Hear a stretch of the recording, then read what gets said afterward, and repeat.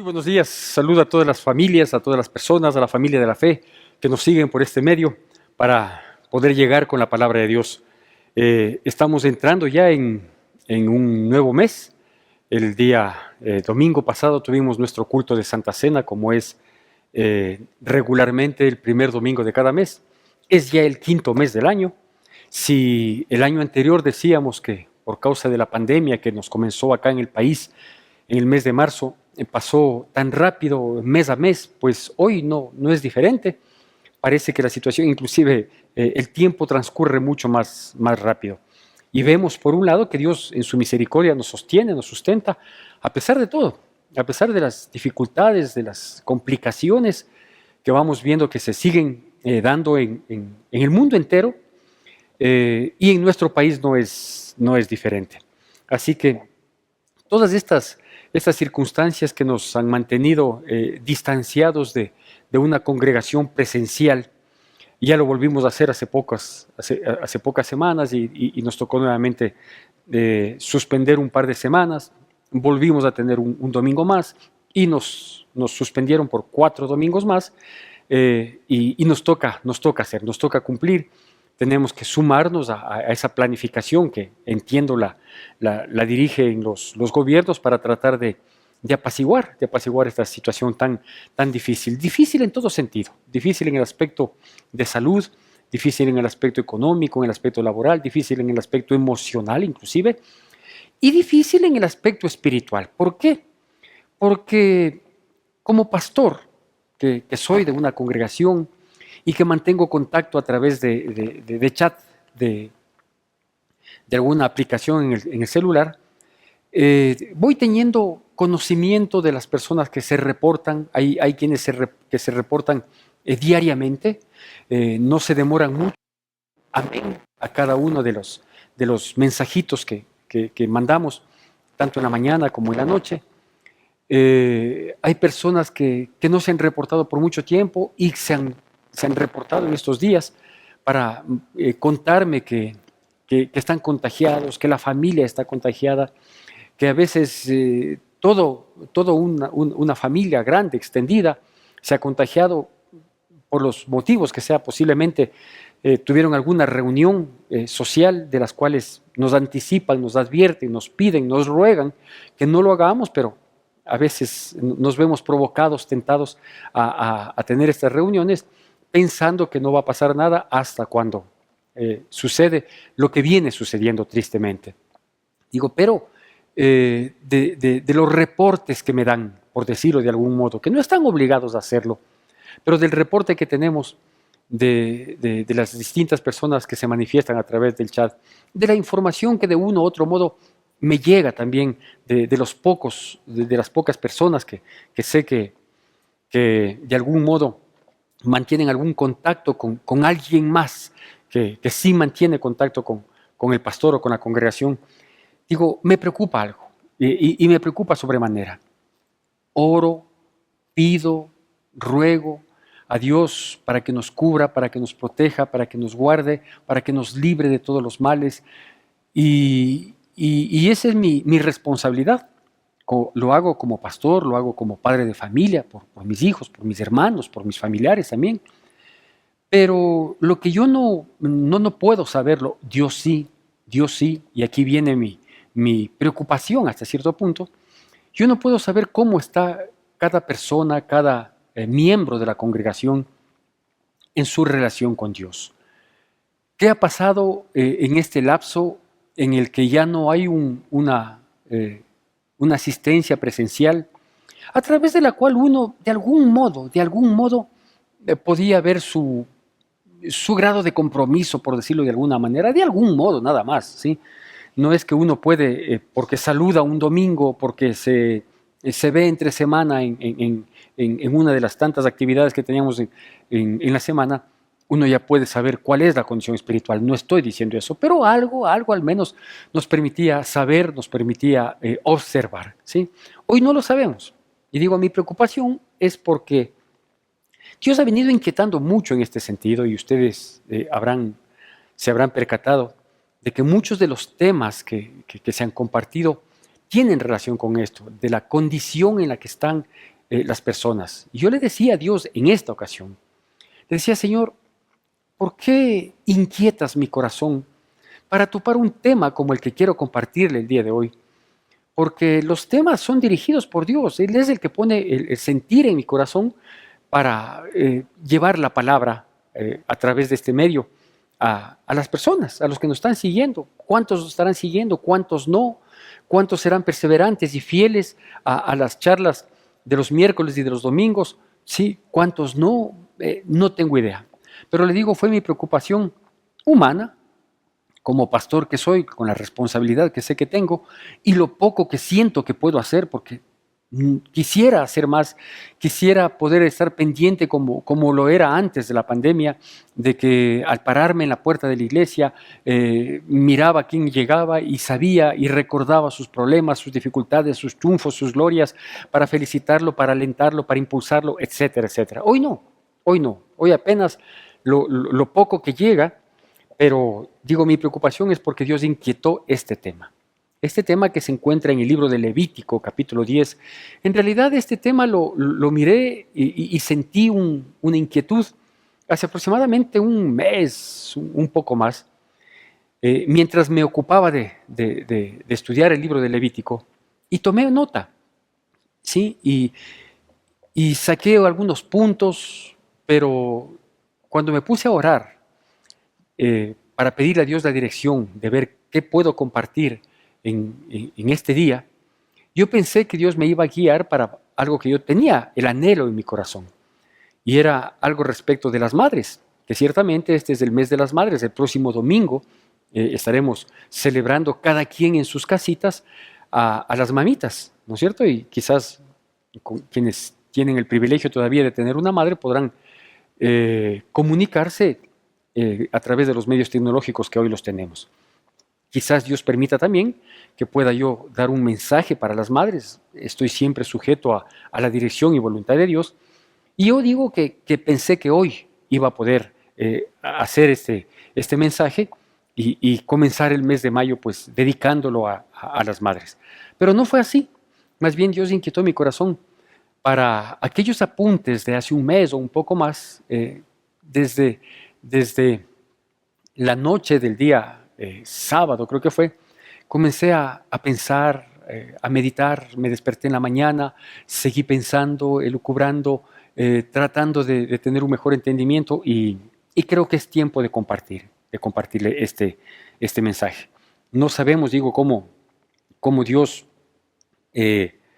esté entendiendo nuestra relación con Él en este tiempo de no congregarnos de manera personal. Quiero darle lectura a unos pocos versículos que se encuentran en el libro de Levítico, capítulo 10, del versículo 1 al versículo 5, y vamos a ir desglosando lo que Dios me ha ido mostrando. Y dice así, va a salir en pantalla, Levítico capítulo 10, versículos del 1 al 5, por favor, con atención y con la debida reverencia que amerita la palabra de Dios. Nadab y Abiú, hijos de Aarón, tomaron cada uno su incensario y pusieron en ellos fuego, sobre el cual pusieron incienso y ofrecieron delante de Jehová fuego extraño que él nunca les mandó. Y salió fuego de delante de Jehová y los quemó y murieron delante de Jehová. Entonces dijo Moisés a Aarón, esto es lo que habló Jehová diciendo, en los que a mí se acercan me santificaré y en presencia de todo el pueblo seré glorificado. Y Aarón cayó, llamó Moisés a Misael y a Eleazar y a Elzafán, hijos de Uziel, tío de Aarón, y les dijo, acercaos y sacad a vuestros hermanos de delante del santuario, fuera del campamento. Y ellos se acercaron y los sacaron con sus túnicas fuera del campamento, como dijo Moisés. Bueno, como usted verá, este acontecimiento que se relata aquí en estos pocos versículos no es precisamente algo que nos sirva mucho para dar un gran mensaje que satisfaga, que complazca a las personas. El libro de Levítico no es sino la historia de Dios dando disposiciones, mandamientos, dando la ley a su pueblo en el transcurso que ellos caminaban desde Egipto hasta la tierra prometida, en el desierto. Y da varias disposiciones, ¿sí? De toda índole para el manejo de ellos entre sí, para el manejo de ellos con los extranjeros que habían salido consigo mismo, para el manejo de ellos con lo que Dios había depositado en sus manos, su alimentación, etcétera, etcétera, etcétera. Es un compendio legal el que reciben los israelitas y que está manifestado, además del libro de Números, parte del libro de Éxodo, principalmente en el libro de Levítico. Y es precisamente en este tiempo, en este lapso, en el que Dios constituye y separa a una tribu, a la tribu de Leví, para el servicio de Dios. Entonces, a todos los descendientes de Leví, dice, ustedes van a estar destinados para el servicio de Dios. Y de entre los de la tribu de Leví, toma a un número más específico, que eran los hijos de Aarón, que era obviamente de la tribu de Leví, y les dice, ustedes van a ser el sacerdocio, ¿no es cierto? Y a ellos les da unas especificaciones, unas indicaciones, unas instrucciones más enfocadas hasta cierto punto, más exigentes, porque obviamente el trabajo, la labor que ellos debían cumplir era no solo más específica, sino de mayor importancia, por decirlo así, para el pueblo, ¿no es cierto? Entonces, es en el libro de Levítico en el que se instituye el sacerdocio. Este sacerdocio que como le digo, tenía ciertas disposiciones en muchos aspectos, ¿sí? Es decir, por ejemplo, se hablaba de la vestimenta del sacerdocio, se hablaba del testimonio que debía tener el sacerdocio, su conducta de vida, obviamente, de manejarse en santidad, en integridad. Se hablaba de cómo tenía que cumplir los rituales que tenían que ser ejecutados, que tenían que ser manifestados por el pueblo a través del sacerdocio. Se habla, por ejemplo, de que ellos eran encargados, de, entre otras cosas, ya le voy a resumir los 3 aspectos que tenía de trascendente el sacerdocio. Digo, se encargaban ellos, por ejemplo, de ofrecer los sacrificios, los holocaustos, ¿no es cierto? Todo lo que Dios había dispuesto que se haga y todo cómo tenían ellos que manejar la situación. Y entre estos sacrificios, que destaco, digo, de los 3 aspectos que tenía como responsabilidad el sacerdote, de estos 3 aspectos, uno de ellos era precisamente ofrecer el sacrificio. Entonces, ¿en qué consistía esto? Bueno, pues ellos tomaban lo que habría de sacrificarse por distintos motivos, había sacrificios animales, ¿no es cierto? Entonces, ellos tomaban estos animalitos que se iban a ofrecer en sacrificio, ¿sí? Cumplían un ritual y lo ofrecían a Dios. Llevaban ante un altar, ¿sí? El altar del sacrificio que se llamaba, ahí ellos presentaban estos animalitos. Previamente tenían que degollarles, previamente tenían que cumplir algún rito. Todo eso habla del sacrificio de Cristo Jesús, ¿sí? Y ellos presentaban en el altar, pero aquí tenía que suceder algunas cosas. Por ejemplo, una de las cosas que tenía que suceder es que antes de que ellos, los sacerdotes, presenten esos sacrificios, ellos debían no solo adoptar una vestidura que Dios les había dispuesto, sino que ellos, como personas, debían tener una condición digna de poder presentarse en ese altar. ¿Por qué? Porque cuando ellos entraban a presentar la ofrenda, descendía fuego del cielo, ¿sí? Y consumía la grosura, dice la palabra de Dios, ¿no es cierto? Y una vez que consumía la grosura, ¿sí? Entonces los sacerdotes entendían, y el pueblo terminaba entendiendo, que esa ofrenda, ese sacrificio que se había ofrecido, que se había dado, valga la redundancia, había sido acepto delante de Dios, ¿sí? Porque podían pasar algunas cosas, como por ejemplo, que entren a ofrecer los sacerdotes un sacrificio y ellos no sean dignos de ofrecer, porque no estaban a cuentas, porque su testimonio no era favorable, etcétera, etcétera. Entonces, caía fuego del cielo, ¿sí? Y consumía a los sacerdotes, ¿sí? Que es lo que pasó aquí con los hijos de Aarón. O podía ser que ellos entren con una condición digna, que efectivamente ellos estén preparados para presentarse en este altar del sacrificio, pero que la ofrenda no era agradable a Dios. por distintas razones. Alguna de ellas lo mencionaremos más adelante si es que es necesario. Y simplemente no descendía fuego del cielo. ¿Sí? Entonces eso quería decir que Dios no estaba aceptando esa ofrenda. Pero la cosa es que en este altar donde se ofrecían los sacrificios, sí, la manera de sentir que Dios había aceptado era cuando Dios mismo mandaba fuego del cielo y consumía, ¿no es cierto? Un claro ejemplo de esto lo vemos años más tarde, muchos años más tarde, con el profeta Elías, cuando el pueblo se había descarriado totalmente, se había alejado de Dios y habían proliferado los falsos profetas, profetas de Baal, como dice la palabra, ya en Primera de Reyes, capítulo 18, le estoy contando esta historia, o recordando esta historia, y el profeta Elías desafía a todos estos profetas de Baal y desafía al pueblo, más que nada, para decirles a ellos, veamos qué Dios es el verdadero. ¿Sí? El Dios que responda con fuego, ese será el verdadero. Y ofrecieron un holocausto a aquellos profetas que invocaban a sus dioses, y luego ofreció el holocausto Elías, ¿no es cierto?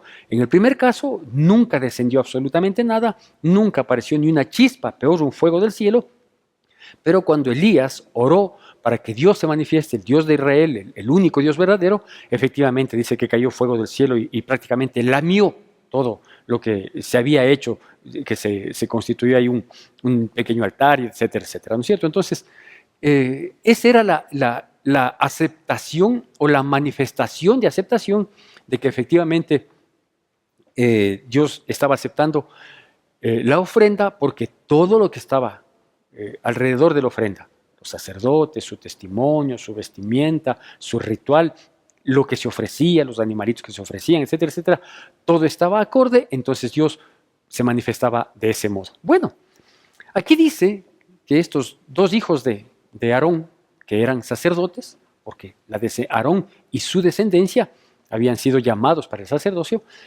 entraron a ofrecer algún sacrificio, entraron con sus incensarios, y como Dios no respondió con fuego, porque Dios no estaba de acuerdo en lo que ellos estaban pretendiendo hacer, entonces ellos encendieron fuego. No esperaron que Dios encienda fuego diciendo estoy aceptando el sacrificio que ustedes me están presentando o la ofrenda que han venido a traer para mí, ¿no es cierto? Entonces como no descendió fuego, pues ellos encontraron una manera de hacerlo.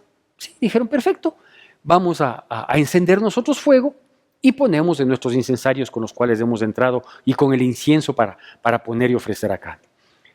Pues ahí cayó fuego del cielo, no para prender los incensarios, cayó fuego del cielo para consumir a estos sacerdotes que ofrecieron un fuego extraño delante de Jehová. Y muchas prédicas que hablan de este texto, del capítulo 10 de Levítico, se llaman así, se llama fuego extraño. Y claro, en estos pocos versículos, apenas 5 versículos, nosotros podemos ver esta situación espantosa.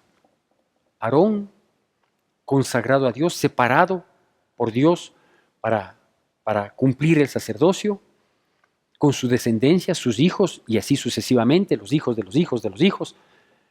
Y de pronto se entera que sus hijos entraron a cumplir, entre comillas, un rito, un culto, y en vez de que Dios consuma lo ofrecido, pues termina consumiéndoles a ellos. Imagínense la magnitud de la situación. Aarón no dice nada porque él había hecho un compromiso. Yo voy a hacer como tú digas y mis hijos tienen que hacerlo del mismo modo. No sé si Aarón no pasó de manera correcta la información a sus hijos, o habiéndola pasado de manera correcta, sus hijos se precipitaron. No sé si sus hijos quisieron impresionar a quién, a Dios, al pueblo, a los otros hijos de Aarón. No tengo idea.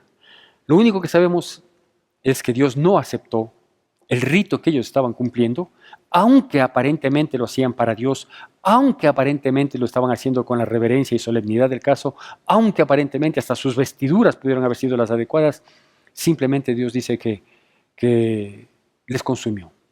Cayó fuego del cielo y acabó con ellos. La situación fue tal que Moisés, hermano de Aarón, pidió a otros muchachos, primos de los que habían fallecido, que por favor vengan, retiraran los cadáveres junto con sus ropas, sus túnicas y llevaran fuera del campamento. Y ahí quedó la situación, ¿no es cierto? Hay algo que destacar, que lo voy a destacar un poco más adelante, y que digo, como usted entenderá, pidiéndole yo la dirección a Dios para compartir la palabra, Dios me mostró esta porción. Yo le decía, está bien, Señor, yo estoy para obedecer, yo no estoy para predicar lo que yo quiero, ni lo que yo pienso, sino lo que tú me mandas.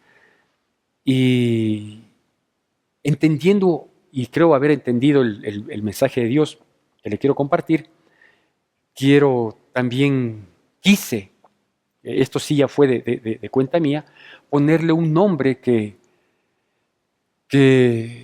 nos traiga o que quede como impactando nuestros corazones, nuestras mentes, para bien, para bien.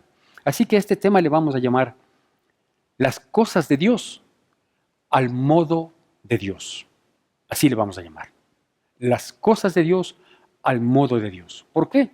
Porque lo que pasó en esta historia de estos 5 versículos que acabamos de leer fue precisamente eso, que ellos quisieron hacer las cosas de Dios a su propio modo, por lo tanto, con una motivación diferente, por lo tanto, con un objetivo diferente, ¿sí? Y al encontrar una motivación y un objetivo diferente, terminaron haciendo algo diferente que simplemente Dios no lo aceptó.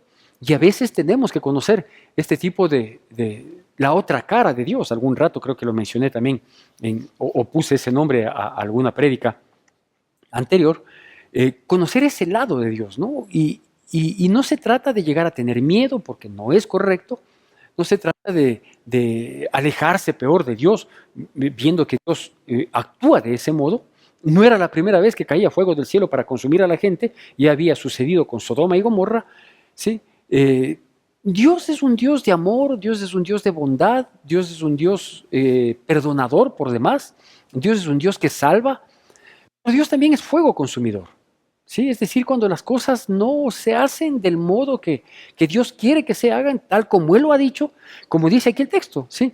Ellos hicieron esto sin que nadie les mande. Dice al final del versículo 1 que leímos, dice que ellos ofrecieron un fuego extraño que Él nunca les mandó. Es decir, nunca Dios dijo que enciendan fuego artificial para poner en sus incensarios para que hagan creer a la gente, ¿sí?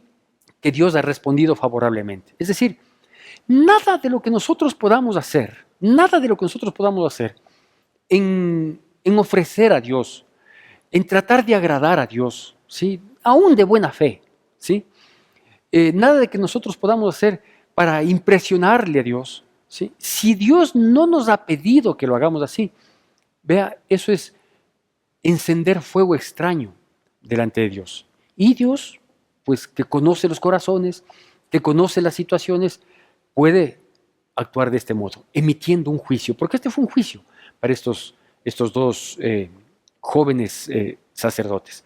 Así que yo quisiera compartirle unos 3 aspectos para que nosotros tengamos cuidado y nos manejemos con cuidado de tal manera de hacer las cosas de Dios al modo de Dios, ¿sí? Tal como lo hemos denominado a esta charla. Usted me dirá, como cristiano, quizás como cristiana, pastor, ¿y yo qué tengo que ver con esta situación? Pues déjeme decirle que si bien es cierto, en el Antiguo Testamento había una sola tribu, y de entre esa tribu unas pocas personas las que ejercían el sacerdocio, esas personas en su sacerdocio cumplían 3 aspectos. El primer aspecto era enseñar la ley. Eso es lo que ellos tenían que hacer. El segundo aspecto que ellos tenían que hacer, sí, era ser intercesores entre los hombres y Dios. Es decir, todas las súplicas, los ruegos, las ofrendas, los sacrificios que los hombres querían dar a Dios, que querían otorgarle a Dios, los sacerdotes eran los encaminados, los encargados de hacer. El sacerdote es el intercesor entre los hombres y Dios. Y el profeta es el intercesor entre Dios y los hombres, porque el profeta es el que habla lo que Dios dice a los hombres, ¿no es cierto? Entonces, la segunda misión que tenían los sacerdotes era precisamente esta intercesión. Y la tercera era ofrecer los sacrificios, ofrecer los holocaustos, ofrecer, valga la redundancia una vez más, las ofrendas que el pueblo llevaba por distintas razones, unas por cumplimiento de mandamientos, otras por sus pecados, otras porque demandaban algo, otras, etcétera, etcétera. Había un sinnúmero de circunstancias y situaciones por las cuales el pueblo tenía que ofrendar a Dios algo y los sacerdotes eran los encargados de presentar la situación. Así que el sacerdote prácticamente se volvía corresponsable de lo que el pueblo pudiera dar para Dios. Y antes de indicarle el primer texto, o el primer punto, mejor dicho, de estos tres que quiero destacarle, digo, de pronto usted dirá, ¿y yo qué tengo que ver? Yo no soy un sacerdote, que quizás usted piense que el equivalente del sacerdote del Antiguo Testamento es el pastor y líderes del Nuevo Testamento. Sí, pues no, porque la palabra de Dios, allá en 1 de Pedro, capítulo 2, versículo 9, dice que nosotros somos real sacerdocio, nación escogida, pueblo santo, somos su linaje. Y ahí dice que nosotros todos ahora somos linaje escogido, real sacerdocio, pueblo adquirido por Dios y nación santa, ¿no es cierto? Entonces ahí está, dice que nosotros somos real sacerdocio. Es decir, que como nosotros hoy tenemos ese privilegio y a su vez esa responsabilidad de saber que somos sacerdotes, entonces tenemos que cumplir esa misión y tenemos que cumplirla del modo que Dios quiere que la cumplamos, ¿sí?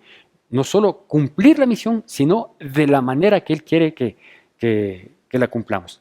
Y hacer nosotros real sacerdocio, este primer punto, entonces vamos a llamarlo así. Todos somos real sacerdocio, para que nadie se baraje la responsabilidad y diga, no, yo, el pastor, los líderes, los colaboradores, no. Todos somos real sacerdocio. ¿Qué nos corresponde hacer entonces? En este primer punto, pues nos corresponde a nosotros enseñar la ley. Es decir, se conoce también como la gran comisión el hecho de tratar de llevar el evangelio a toda criatura, ¿no es cierto? Pero hay una pequeña diferencia que yo quiero hacer notar entre llevar el evangelio a toda criatura y enseñar la ley, ¿sí? Que puede ser lo mismo, pero hay una diferencia, una pequeña gran diferencia. ¿Por qué? Porque cuando yo llevo el evangelio a alguien, ¿no es cierto? O sea, yo le puedo llevar estas buenas nuevas que significa el evangelio y hablarle a las personas de cosas que han pasado en mi vida, ¿no es cierto? Decir, mira, yo estaba en esta condición, conocí de Cristo, acepté a Jesucristo en mi corazón y comenzaron a suceder estas otras y pasó esto. Es decir, al testificar de lo que Dios ha hecho en mi vida y de cómo yo he ido cambiando para mejor en mi vida, entonces yo estoy llevando el evangelio, pero no le estoy llevando la ley, ¿no es cierto? Entonces, ¿cuándo yo estoy llevando la ley? Cuando yo, aparte de demostrar y de decir y predicar y hablar de todo lo que Dios ha hecho en el texto bíblico, en mi persona y en todas las personas que hemos sido bendecidas, transformadas y que estamos en proceso de transformación, ¿sí? Y contar los milagros que hemos recibido y etcétera, etcétera, debemos nosotros llevar la instrucción a las personas para que la gente no sea solo un cristiano emocional, sino un cristiano instruido. Porque dar la ley no es solo contar un testimonio, ¿sí? Dar la ley es decir, Dios le gusta que se cumplan estas cosas y que se cumplan de este modo en el tiempo que Dios quiere que se cumplan. Entonces, el dar la ley es dar esta instrucción, es hacer conocer los mandamientos, es hacer saber que Dios se complace con la obediencia y que le molesta, ¿sí? Que se perturba, que se altera y hasta puede llegar a emitir un juicio cuando se vulneran sus mandamientos y más aún si es que se lo hace de manera repetitiva. Entonces, esa es la obligación que nosotros tenemos. No digo con esto que dejemos de hablar de las bondades de Dios. No, podemos hablar sus milagros, prodigios, maravillas, pero debemos hacer notar a la gente, comenzando en casa, por nuestros hijos, por nuestros cercanos, por nuestros hermanos, ¿no es cierto? Hermanos me refiero a la familia consanguínea, hacerles conocer que Dios es bueno, que Dios es santo, es maravilloso, Dios de gloria, de poder, todo lo que usted quiera, pero también Dios es justo y su justicia tiene que ver precisamente con su ley. Es decir, Dios hace todo lo que nos muestra la palabra de Dios que es capaz de hacer en beneficio de quienes le seguimos, pero Dios demanda el cumplimiento de instrucciones, de mandamientos, de preceptos, de estatutos y reglamentos que Dios nos ha dejado aquí en su palabra. Primera cosa. La segunda cosa es que si nosotros vamos a interceder, es una misión, como le manifestaba, es una segunda misión del sacerdocio. Si nosotros vamos a interceder por quienes tengamos que interceder, nosotros debemos tener esa dignidad, ¿sí? Es decir, estar conscientes de que yo estoy a cuentas con Dios, de que yo estoy haciendo las cosas correctamente, de que mi vida, aunque no estoy yendo presencialmente a la iglesia, ¿sí? Y al pastor le puedo engañar, porque obviamente el pastor es un pobre ser humano limitado, pero a Dios no le puedo engañar, ¿no es cierto? Entonces yo debo manejar bien mi vida completamente, aún mis pensamientos, aún las intenciones de mi corazón. Entonces, si yo debo cumplir mi función sacerdotal, ¿por qué? Porque todos somos real sacerdocio. Entonces, yo debo saber que debo tener integridad en mi vida y que si no estoy bien, no estoy a cuentas porque he fallado, porque he pecado, porque he cometido errores, pues tengo primero que ponerme a cuentas con Dios, tengo que buscar su presencia, tengo que derramarme delante de Él y decirle, Señor, por favor, perdóname, soy una persona fallida, soy una persona que no logro salir de esta situación, necesito de tu ayuda, ayúdame, y entonces poder interceder. Porque yo digo en esta pandemia, ¿sí? Que es mi preocupación. ¿Cómo está el pueblo de Dios que no lo he visto? En esta pandemia, con seguridad, todo el pueblo de Dios que somos real sacerdocio hemos estado pide, pide, pide y pide por nosotros, por los nuestros, por los allegados, por los conocidos, por el familiar, por el amigo, por el recomendado, pidiendo. Perfecto, no digo que eso esté mal. ¿Sí? ¿Por qué? Porque somos real sacerdocio y podemos interceder. Pero somos dignos. ¿Nuestra vida está acorde a lo que Dios quiere? ¿O estamos entrando con vestiduras de ultraje, con vestiduras rotas, con vestiduras sucias? La vestimenta hablaba en parte de la santidad que debía tener el sacerdote. Y el tercer aspecto, ¿sí? De ofrecer los sacrificios, ¿no es cierto? Ese le vamos a dejar para luego porque es un punto adicional. Entonces, el primer punto, todos somos real sacerdocio. ¿Cómo estamos cumpliendo esa misión sacerdotal? ¿Sí? Con dignidad, estamos a cuentas con Dios. Cuando doblamos nuestras rodillas para pedirle a Dios algo, cuando inclinamos nuestro rostro para pedirle a Dios algo, estamos en condición de interceder. Somos dignos.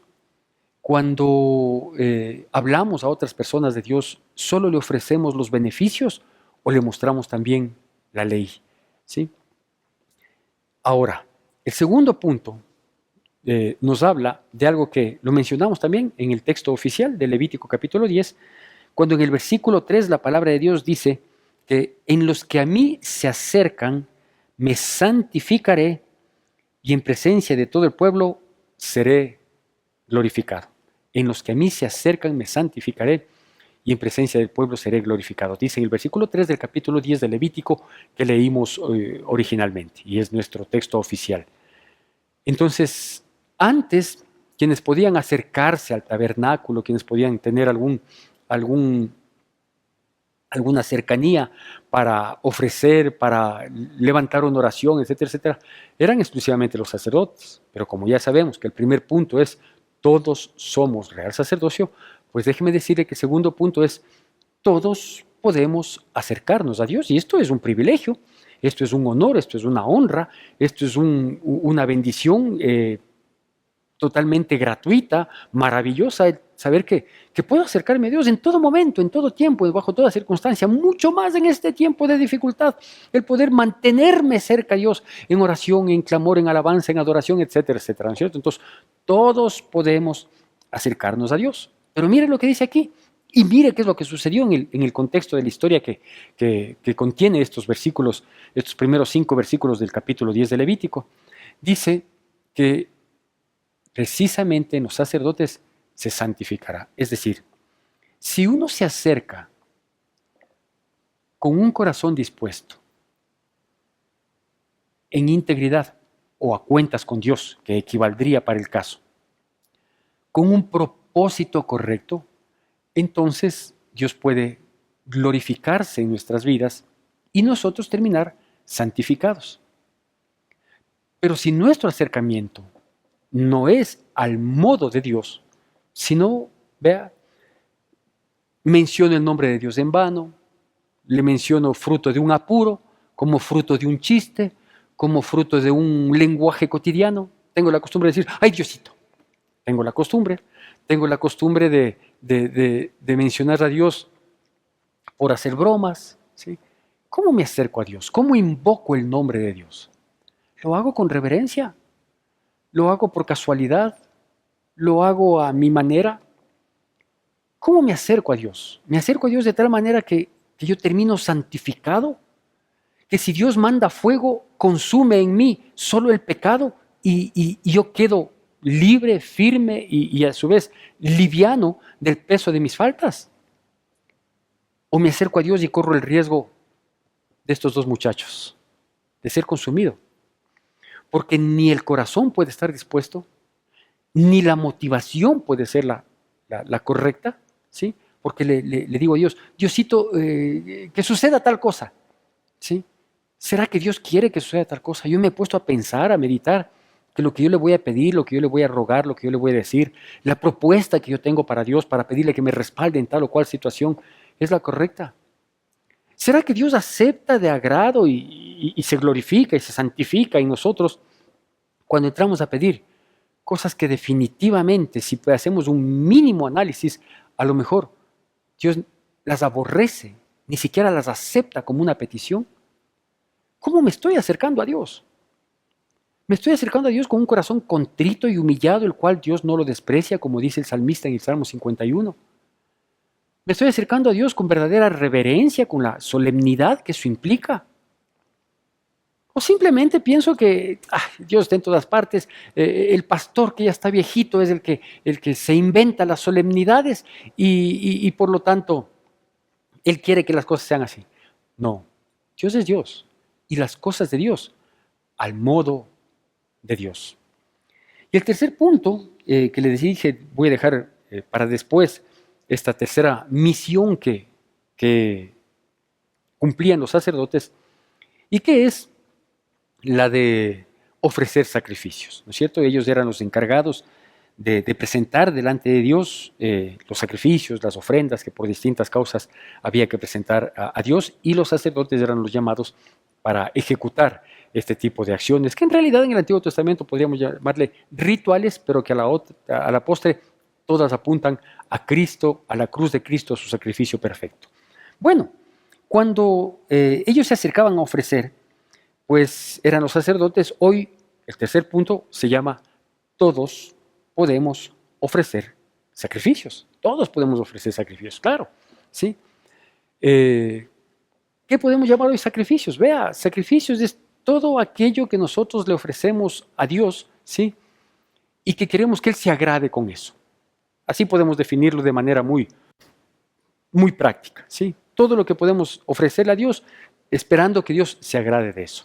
Para eso déjeme recordar nada más una pequeña frase de el rey David, cuando no era todavía un rey en posesión absoluta de su autoridad, y él en gratitud a Dios decidió ofrecer un altar, erigir un altar en un cierto campo. Y cuando el dueño de ese campo le dijo, no, si es que vas a ofrecerle a Dios, sigue nomás, constrúyelo. Él le dijo, no, yo no voy a ofrecer a Dios sacrificio que no me cueste nada. Dicho de otro modo, lo que nosotros ofrecemos a Dios es algo que no requiere de mayor esfuerzo, no requiere de mayor compromiso. Lo puedo ofrecer y lo puedo cumplir fácilmente. Si es que es algo así que usted le viene ofreciendo a Dios, déjeme decirle que corremos el riesgo de que Dios mande fuego y nos consuma. No precisamente el sacrificio, sino a nosotros.